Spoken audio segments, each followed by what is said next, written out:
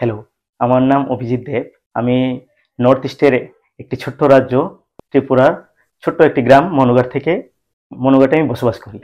কি হয়েছিল গত 2012 সালের জানুয়ারি মাসের 12 তারিখ আমার পায়ের থাইয়ের যে অংশগুলো এখানে পুরা ভেঙে যায়। তো ভেঙে যাওয়ার পরে আমার এখানে অপারেশন হয়েছিল জিবিতে।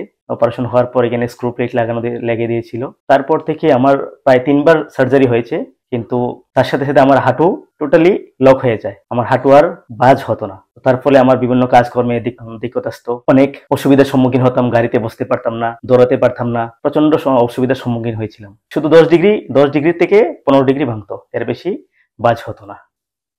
তারপর আমি তো উমিদ ছেড়ে দিয়েছিলাম যে আমার হাঁটু আর ভাঙবে করে বা বাজ হবে।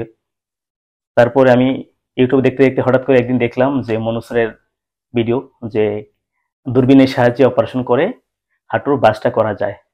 তো আমি সেই ভিডিওগুলো দেখেছিলাম 2016 সাল, 16-17 এই দিকে। কিন্তু তখন আমার আর্থিক সমস্যা ছিল, তার জন্য অপারেশনের জন্য আমি আসতে পারিনি। তো গত 4-5 মাস আগে আমি মনু স্যারের সাথে কন্ট্যাক্ট করার পর এই গুরগাঁও হরিয়ানাতে আসলাম। এসে স্যারের সাথে কথা বললাম। তো স্যার আমাকে বলল যে এতদিন লেট হয়ে গেছে, তারপর আমি আমার যথাসম্ভব আমি চেষ্টা করবো তোমার হাঁটু বাজ করে দেওয়ার জন্য। তারপর আমি এই গত 9 তারিখে ত্রিপুরা থেকে আবার আসি এই জায়গাতে। আসার পর স্যারে অপারেশনের ডেট দিল।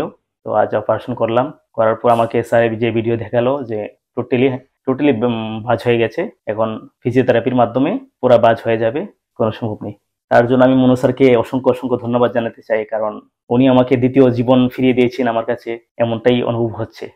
কারণ উনি যদি আমি আশাই ছেড়ে দিয়েছিলাম যে আমার হাঁটু আর কোনোদিন বাজ হবে। তো এখনই ফিজিওথেরাপি করার পর 90 ডিগ্রি মতন বাজ হয়ে গেছে। আরো ম্যাডামরা বললো যে কিছুদিনের মধ্যে 7-8 দিন ফিজিওথেরাপি করার পর পুরা বাজ হয়ে যাবে। তো সেই জন্য আমি মনু স্যারকে আবারও অসংখ্য ধন্যবাদ জানাচ্ছি আমার জীবনের দ্বিতীয় অধ্যায় শুরু করতে সাহায্য করার জন্য। ধন্যবাদ।